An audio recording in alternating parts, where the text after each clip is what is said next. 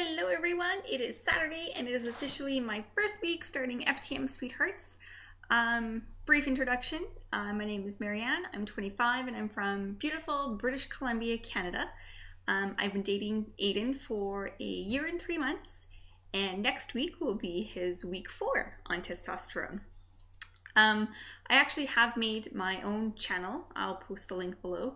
I do have all the previous FTM Sweetheart topic videos on there that I had made, just so that I could catch up to everyone and give everyone background information without having an hour-long video. So yeah, check out those videos to catch yourselves up. And this is week 6, so it's all about family planning. I actually never really wanted kids to begin with. My whole life, I was never one of those girls that were like, yay, kids, wee! I wanted to travel and see the world and wanted to pick up and go whenever I pleased kind of thing. So, I did want to get married. I just didn't want the kid side of things. So when Aiden and I first started dating, it was not nervous, just I knew how important kids were to Aiden. And, didn't know if we would last because at the time I didn't really know how I felt about kids and didn't want them. And, so I wasn't sure kind of thing. As time went on, I could see how important kids were to Aiden. And eventually I was like, okay, yeah, sure. I could do 1 kid. Yeah, sure. 1. 1 has now led to 2, potentially more. But as of right now, I'm good with just 2 kids. So yeah, I actually can't see our future without children now. I know how good of a dad he is going to be. So it kind of gives me the confidence to know that I would be a good mom. I also think a big part of it was that I am a type 1 diabetic and I was afraid of giving my kids diabetes because I would feel like it was my fault. And I know how hard it is to be a diabetic and, I would feel horrible knowing that I kind of bestowed that upon my children. So I think that was a big part of why I didn't want kids, just because I didn't want to give them this crappy disease. Yeah, but now, I want a family with him. I can't see our future without kids. So actually when we first started dating, we talked about freezing his eggs, typically, or more specifically as embryos, just in case you don't know what that means. Embryos is that there is a sperm already attached to the egg as opposed to just freezing the egg by themselves. So we first got together and that's what we decided, but we also were going to wait a year of living together. That way we would become common law and my work would cover the medication portion side of things, which would have helped out because it is a very costly procedure. It is over $10,000. So yeah, we're gonna wait the year to get that cost cut a little bit. So within this year of waiting, we did discuss things and we came to the conclusion that it was too soon in the relationship to pick out a sperm donor together, just because we were so new in our relationship. And as much as we want things to work out, sometimes they never do. So if we did pick out a sperm donor together and we did happen to break up, then Aiden would kind of feel like he's still having my kid in a way, or if he was with a new partner, they might be like, well, that was with your old girlfriend and I didn't get to help pick it out kind of thing.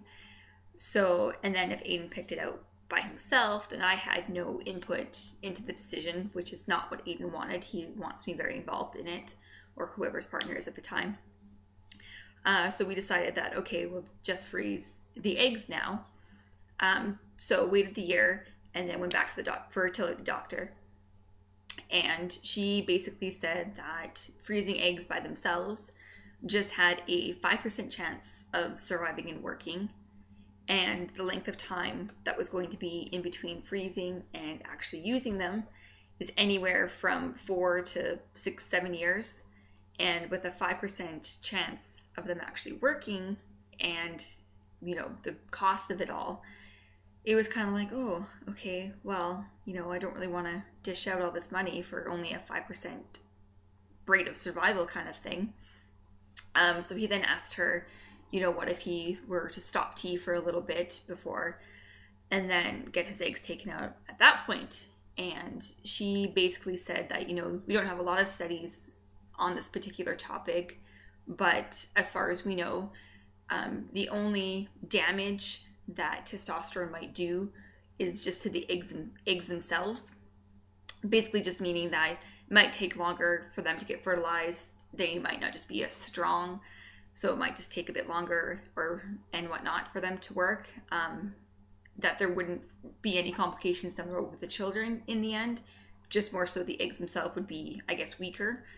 So that was our, that was a big concern with us, was any complications with kids down the road, because then again, Aiden, same with me being diabetic, didn't want to feel like it was his fault for not hurting the kids, but you know what I mean, like causing any complications that they might have. So Aiden didn't want that. But the doctor was like, yeah, no, it's just the eggs themselves, like the kids won't have any problems. So that was good. We also did talk about Aiden's eggs, a sperm donor, and I give birth. And then my eggs, the same sperm donor, and then Aiden give birth. That way, it was the closest thing to a normal family that we could think of at the time. That way we both have a connection to the kids. Do realize that a pregnant man is a very, very controversial topic within society, within the media. I think within his own family, there'd be some controversy as well. So at this point, I actually don't know if Aiden still wants to go down that route. If he just wants to have his eggs taken out. If that were the case, again, his eggs, sperm donor, I would give birth, and then my eggs, same sperm donor, and then obviously I give birth again. That way the kids are still connected to each other and they look alike, and it just look most like a normal family. And we also do feel that it is appropriate to tell the children of Aiden being trans. That way we educate them and they know what's going on, as opposed to them finding out by some other means and not being educated and that kind of stuff. And so I don't know when we would tell them, but I do know that we would. That way we can give them the proper information, as opposed to being misinformed by, kids at school or whoever. So yeah, just family planning. Yeah, I believe that's everything. This is my first official video for Sweethearts. Yeah, thank you for watching. Stay tuned for next Saturday for my next video. Again, I'm very excited to do this, just because I do feel that partners don't have a lot of resources, and as opposed to other partners just watching transgenders, like their videos, like, this is me 3 weeks on T and this is me 4 weeks on T. You can actually have a partner's perspective on things and, openly talk about things from a partner's point of view, because I feel that's very important for partners to realize that they aren't alone in this crazy, scary, awesome, amazing, exciting journey. Yeah. Alrighty, that is everything. I've rambled on for 8 minutes and 27 seconds now. So yeah, that is everything. I will see everyone next Saturday. Don't die in this heat outside. Holy crap, it's hot.